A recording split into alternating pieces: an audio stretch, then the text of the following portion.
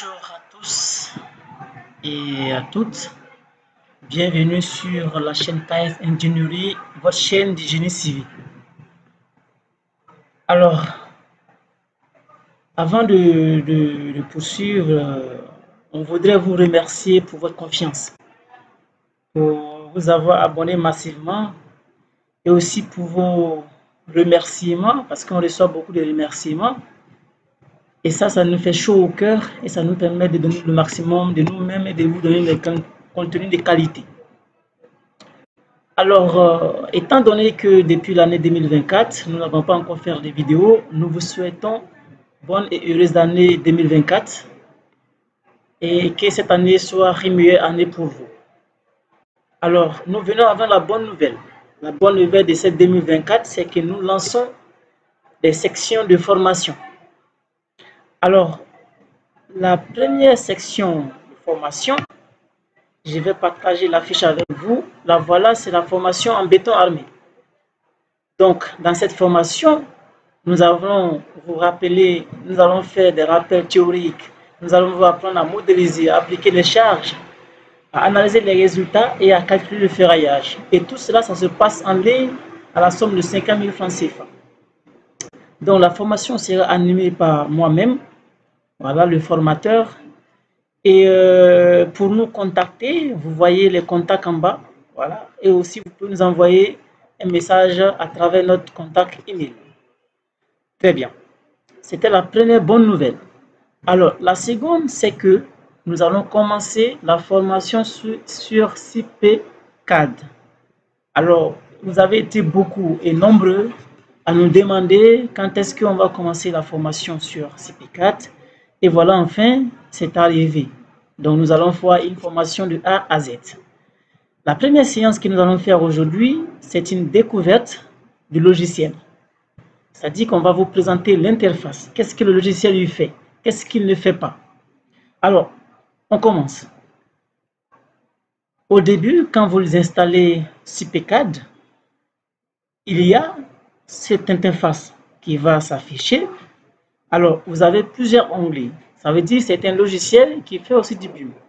Donc, c'est un logiciel complet qui fait non seulement la structure, l'architecture, les MEP, c'est-à-dire les fluides, qui fait le CP-term au niveau de la thermique du bâtiment, qui fait la gestion et qui fait il y a la documentation. C'est-à-dire, lorsque je viens ici, ça c'est la partie BIM.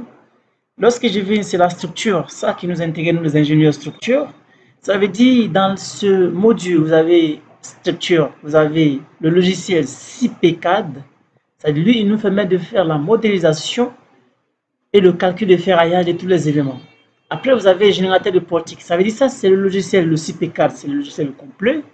Et ça, ce sont des dérivés. Ça veut dire que si je vais étudier un portique, je vais prendre cet élément en charpente métallique. Là, c'est CP3D. CP3D, c'est pour modéliser les éléments. Ça peut être en béton armé, en charpente métallique. Ensuite, vous pouvez les intégrer avec CP4. On a CP-Connect, ça c'est pour faire les assemblages. Et les écrans de soutènement, c'est-à-dire c'est les pales planches par exemple. Lorsque vous voulez faire un écran de soutènement qui s'appelle des pales planches, ou c'est un mur de soutènement, vous pouvez utiliser écran de soutènement. Ensuite, vous avez le mur de béton, de soutènement en béton armé. Ça, c'est le mur classique, le béton armé. Donc, ça veut dire mur de soutènement en béton armé si vous voulez dimensionner. CPCAD vous permet de faire ça. Ensuite, il y a un autre volet qui est intéressant, c'est que lorsque vous avez un poteau, vous faites un plancher dalle, vous pouvez vérifier le poinçonnement. C'est-à-dire que vous allez analyser, modéliser votre poteau, analyser le contour de la dalle. Et ensuite, vous allez vérifier le poinçonnement. Donc ça, c'est un élément qui aussi nous aide. Et les éléments de fondation, ça veut dire qu'une fois que vous avez fait la descente de charge sur CPCAD, au lieu de faire le calcul des feuillages sur CPCAD, vous pouvez isoler un seul élément et faire le dimensionnement des semelles continues. Ensuite, nous avons les poutres continues. Donc, ça veut dire que vous pouvez analyser, modéliser une poutre continue et appliquer les charges, analyser les résultats et même faire le ferraillage et les ponts cadres. Donc, vous pouvez faire les ponts cadres ici, et d'allô, etc. Ça, vous pouvez le modéliser ici et le dimensionner avec CPCAD. Très bien. Ça, c'était la partie structure. Et nous, on va s'intéresser principalement à la partie structure. Et ensuite, vous avez MEP. Donc, vous voyez que là, nous, on ne va pas rentrer dans les détails du MEP. C'est pour les fluidiens, le fluide. Donc, ensuite, il y a CP-Term. On ne va pas également rentrer dans les détails. Il y a la gestion. On pourra probablement vous parler de CP Project, comment gérer un projet. Et ici, c'est un logiciel de générateur de prix. Ça veut dire que lorsque je clique là-dessus, c'est un logiciel qui est intégré, qui vous permet d'estimer le prix unitaire des quantités. Donc, je disais qu'on va revenir ultérieurement sur le générateur de prix et CP Projects. Et ensuite, vous avez la documentation, c'est-à-dire les détails constructifs. Lorsque vous voulez dimensionner un élément et que vous ne comprenez pas trop, il y a une documentation qui est intégrée que vous pouvez cliquer et regarder les informations. Par exemple, si vous voulez faire les dalles réticulées, vous pouvez cliquer sur les détails constructifs. Il vous donne tous les détails. On y reviendra par la suite. Alors, on va revenir sur CP, sur Structure. Ce qui nous intéresse, nous, on va principalement travailler sur CP4. On va cliquer sur P4. Donc, quand vous cliquez sur CP4, vous allez arriver sur cette fenêtre. Il y a le nouveau, vous créez un nouveau projet. Et quand vous allez créer des fichiers, ils vont apparaître ici. Ensuite, vous avez la documentation du programme, guide pratique, CP manuel. Ça, c'est juste des manuels qui vous permettent de bien maîtriser le projet. Et il y a la gestion de projet. Donc, la gestion des fichiers, ça veut dire que tous les projets que vous allez créer, ils vont être enregistrés ici. Tous les projets. C'est-à-dire que vous pouvez venir et ouvrir les projets qui sont ici. Donc, c'est-à-dire que c'est comme si c'est un disque qui est intégré à la gestion des projets. Et vous pouvez même effacer. Vous pouvez ouvrir, vous pouvez créer un nouveau.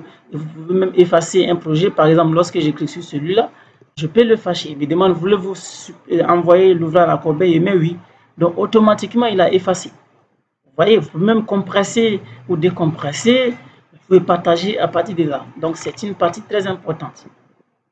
Et donc, parce que ici, ça veut dire que vos projets sont en sécurité. Pourquoi? Parce que lorsque vous allez créer CP4, il va s'enregistrer sur le disque. Et les projets que vous allez créer, il va les enregistrer sur CP4 directement. Donc là, je ferme ça et je reviens ici. Donc, je vais créer un nouveau. Et je mets le nom du projet. Par exemple, je peux même interface CP. Je vais mettre interface, présentation de l'interface CP. Là, et il va me demander description. Est-ce que je vais décrire? Non, je ne vais pas décrire. Je mets accepter. Il va me dire, est-ce que je souhaite importer un modèle de BIM? C'est-à-dire, c'est qu'un IFC. Si j'ai un IFC, je peux l'importer directement. Je vais lui dire non. Je vais partir avec quelque chose de nouveau. Donc, quand j'arrive ici, il me dit ouvrage vide. Ça veut dire que c'est les données que je vais rentrer manuellement. D'accord? C'est-à-dire que je vais indiquer les niveaux, les groupes, les poteaux, les poutres manuellement. Et je peux aussi faire importer un ouvrage CP3D. C'est-à-dire que j'ai fait une charpente métallique comme ça. C'est ce que je vous ai montré CP3D. Je peux l'importer directement ici. Ensuite, ici, je vais l'importer. Je mets sur accepter et je continue. Ensuite, il y a importation de DWG et DXF. Ça veut dire, si j'ai un DXF, que je peux l'importer directement, il va m'importer avec tous les éléments. Ou aussi, je peux introduire automatiquement IFC. C'est ce que je viens de dire tout à l'heure. Donc, ici, c'est l'exemple d'introduction automatique d'un DWG. Et là, c'est un exemple d'introduction d'un IFC. On pourra les voir par la suite. Pour le moment, on va partir sur un ouvrage vide. Donc, je mets ouvrage vide et j'attends. Donc, une fois que vous arrivez sur l'interface qui est là, alors, qu'est-ce qui se passe? On a mis la description, il a mis présentation interface. C'est le nom que j'ai donné. Après, vous avez les normes. Lorsque vous arrivez ici, vous cliquez sur ce bouton, comme ça, il vous affiche les normes. Il y a, dans la partie béton armé, il y a le BAEL, il y a les Eurocodes et il y a le norme EH91, c'est une norme espagnole. Parce qu'il faut noter que le logiciel a été conçu par les Espagnols. Donc, principalement pour dimensionner les dalles réticulées, etc. Et il y a la partie BAEL 91, qui est la norme française, et on a l'Eurocode. On a plusieurs normes ici. On a plusieurs normes. D'accord? Et principalement, c'est les normes espagnoles qui sont plus nombreuses. Très bien.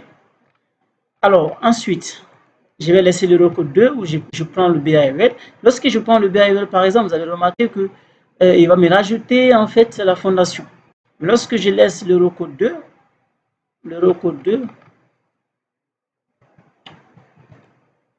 Vous voyez que automatiquement, on enlève la fondation. Il suppose qu'elle va être dimensionnée, il intègre automatiquement. Donc, je vais laisser le BAUL. Je vais laisser le BAUL. Et là, il y a les aciers laminaires à froid. C'est-à-dire que le loco 3, vous avez le loco 3, vous avez toutes les normes qui sont faites pour dimensionner en fait la charpente. Donc, vous avez le loco 3, vous avez toutes les locaux de l'Asie, l'USC, les États-Unis, vous avez beaucoup de normes. D'accord? Je laisse le loco 3. Ici, l'acier laminé, c'est pareil. Il y a le bois. Le bois, on sait qu'il y a le Eurocode 5 qui fait le bois. Il y a d'autres normes aussi, le CB. Ici, il n'a pas intégré. Ici, il y a l'aluminium. Et ici, il y a les planchers mixtes qui est automatiquement l'Eurocode 4.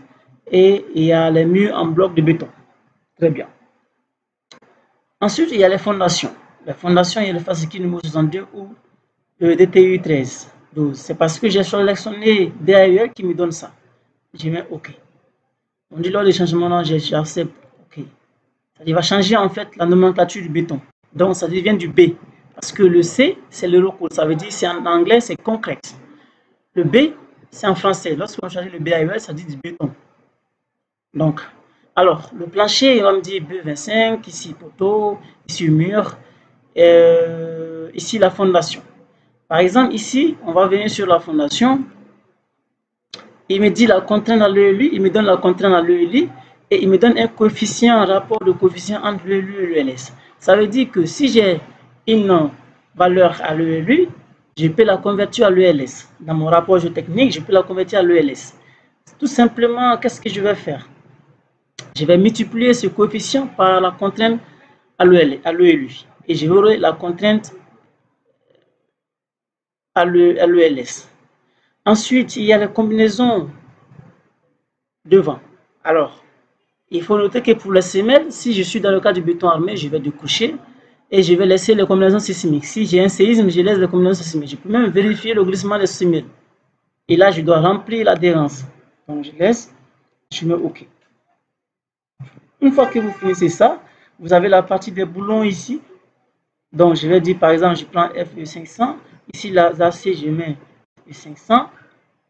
Et ici, il y a les profilés en acier. Donc, si je veux faire la charpente métallique, je fais S275, limite élasticité de 275. Ici, je mets pareil. Et il y a le bois. Ça veut dire, il faut noter, comme je vous l'ai dit, c'est un logiciel complet. Il fait aussi bien le bois, la charpente, le béton, la charpente mixte. Ça veut dire, non, le béton, les structures mixtes. Donc, il fait tout ça. Donc là, c'est le béton, le bois. Donc, on va vous apprendre le dimensionnement du bois par la suite parce qu'il faut noter qu'il y a plusieurs types d'essence de bois, mais les plus utilisés sont les bois laminés et les bois massifs. Très bien. Alors, on continue. Accepter. Et là, c'est l'aluminium extrudé. On ne va pas toucher ce volet. Et ici, on a le coefficient de flambement. C'est-à-dire, on a les poteaux en béton et poutre, le coefficient de flambement. Si c'est les poteaux en béton et mix, est-ce qu'on veut changer le flambement? On peut laisser, c'est les paramètres qu'on peut changer par la suite. Le milieu ambiant, est-ce que comme on travaille le DTU, il va me dire il y a 3 types de fissuration. Est-ce que c'est la fissuration P préjudiciable ou préjudiciable ou très préjudiciable? Ça, c'est à nous de choisir selon les conditions de notre rapport géotechnique. Maintenant, ici, il y a l'action du vent. Si je coche l'action du vent, si je suis en train d'étudier une charpente métallique, il va me faire parvenir sur cette fenêtre. Donc, les normes pour calculer le vent. Alors, il faut noter qu'il y a l'Eurocode 1 qui calcule le vent et il y a aussi le NV65 qui est aussi une norme française qui calcule le vent. Maintenant, il faut noter que selon l'emplacement de votre projet, vous choisissez le pays. Par exemple, si le projet il se trouve au Maroc, je vais choisir le Maroc. D'accord? Si le projet il se trouve aux USC, je vais choisir les USC. Et en fonction de ça, il va falloir qu'il adapte parce que les normes du vent sont données par rapport au projet, au pays. Donc, il va adapter la norme du vent par rapport au pays. Donc, si je choisis le Maroc, par exemple, qu'est-ce que vous allez remarquer? Je vais choisir le Maroc. Il va me donner cette norme. Et voilà, il y a la carte. Je peux même voir donner de l'emplacement région à l'ELN. Si je clique ici, il me donne la carte du Maroc. D'accord? Donc, ça veut dire que cette carte me permet d'avoir une idée sur la vitesse maximale de vent. Ça veut dire que la région 1, c'est la couleur rouge. Donc, je sais que si je suis là, je suis dans la région 1. Ça veut dire que le vent est de 39 est moins dominant. Lorsque je suis dans la région 2, il y a 4 régions. Le vent il est 44 mètres par seconde. Et lorsque je suis dans la région 3, le vent est à 62 mètres par seconde. D'accord? Donc, pour la région 4, on n'a pas vraiment, on dit manque de station météorologique de mesure de vent. Donc, ce n'est pas encore mesuré. Très bien. Et par rapport à ça, je vais renseigner les coefficients de prescription que nous mettons en avant. C'est par rapport à ça, je vais renseigner les informations du vent. Et ensuite, je vais choisir à travers ce cas de la région. Et si je prends la région 2, la vitesse du vent va changer automatiquement. Donc, la vitesse maximale du vent va changer. Donc, si je prends la catégorie du terrain, est-ce que c'est un terrain pour protéger, normal, exposé ou exposé en zone côtière? Ici, l'orographie, est-ce que l'altitude, la direction par rapport à X, est-ce que c'est plaine, ascendant, descendant ou collines? Par rapport à votre projet, vous le saurez. Très bien. Donc, et je peux même prendre, je peux dire ça second ordre. Et je mets accepter. Accepter. Je ferme. Parce que je n'ai pas besoin d'étudier. Et aussi, c'est pareil. Avec l'action sismique, si mon projet est dans une zone sismique, je coche pareillement l'action sismique. Et là, je vais voir l'action sismique. C'est comme je le dis, tout dépend du pays. Et là, vous choisissez le pays et vous avez la norme et vous paramétrez.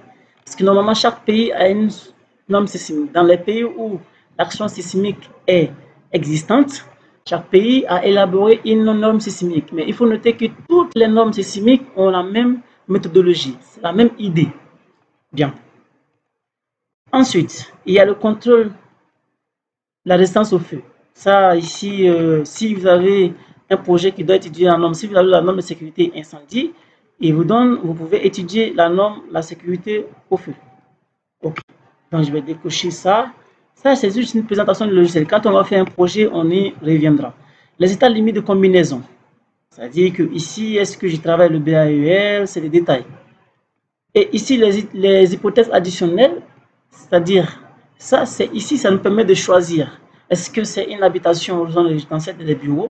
Qu'est-ce que la catégorie d'utilisation? Je vais venir ici et je vais cocher sur ce bouton.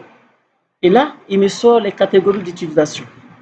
Est-ce que c'est les bureaux? Si je travaille à un bureau, je coche bureau et je décoche habitation. Si je travaille avec salle de réunion, je décoche bureau, je coche salle de réunion, commerce, lieu de stockage, etc. Donc, je laisse habitation, je fais accepter. Je peux même, par exemple, si par exemple je veux ajouter une charte d'exploitation, ça, je clique ici, je peux ajouter une nouvelle. Ok. Maintenant, par exemple, le vent. Vous voyez que le vent, les 0,0, ça veut dire que je dois l'actualiser. Je vais cliquer sur ce bouton et je vais cliquer sur nouvelle hypothèse additionnelle. Et là, je mets V1 et je mets accepter. Et là, c'est agi. Donc, ça veut dire que je peux même dire conseiller les effets de second ordre. Donc, on va revenir sur les effets de second ordre. Ça, c'est le vent. Je fais pareillement au séisme. Je vais faire la même chose. La neige également, je fais la même chose. Donc, je mets nouvelle donnée additionnelle. Donc, j'ai fait ça. Type de séisme statique. Et je mets accepter. Accepter. D'accord? Ça, c'est bon. D'accord? Et quand je finis ça, je mets accepter. Là, il m'envoie sur l'interface principale, c'est-à-dire la zone de travail. Qu'est-ce que vous remarquez? Ici, on a entrée de poteau. Ici, on a entrée de poutre, les résultats, les isovaleurs, les déformés et la sécurité santé. C'est-à-dire qu'ici, cette section, c'est pour modéliser les poteaux. Mais pour modéliser les poteaux, il faut venir ici. On a, soit je peux importer un fond de plan et je modélise directement, soit j'ai fait une modélisation à zéro. On va voir toutes les deux manières. Ensuite, il y a l'ouvrage. Les données générales, c'est ce qu'on a vu tout à l'heure. On a déjà paramétré. Je mets introduction. Je dois mettre les niveaux. Les niveaux, ça veut dire que je mets libre. Ça veut dire quand je mets libre, ça veut dire que les niveaux sont indépendants. Donc, ça veut dire qu'ici, je vais mettre le même de nouveau. niveaux. Si j'ai 5 étages, je mets 6 par exemple. Si j'ai 6 étages, je mets 6 étages. Et là, éliminons les 6 étages. Et là, je vais mettre la hauteur, la charge et le G. Et je mets accepter. Il me dit non, les niveaux n'ont pas été remplis. Oui, j'ai compris. Je vais dire annuler. C'est juste vous montrer, on y reviendra. Une fois que je finis de faire ça, il va me permettre de renseigner les poteaux. Et quand il va me permettre de renseigner les poteaux. Et ensuite, je vais pouvoir passer aux poutres. Donc, voilà, ça c'est la partie des poutres. Donc, je vais m'y arrêter là. Et la séance prochaine, on va commencer avec la modélisation d'un projet sur CP4. Donc, on va voir toutes les étapes. Ça sera une formation complète. Donc, pour ceux qui nous prennent en marche, n'hésitez pas à vous abonner sur votre chaîne de génie civil, chaîne qui vous apprend le calcul manuel ainsi que la formation aux différentes logiciels de structure. Si vous avez besoin d'une formation, n'hésitez pas à nous contacter. Et aussi, n'hésitez pas à nous contacter par rapport à la formation en cours qui a été publiée. Et on se dit à la prochaine.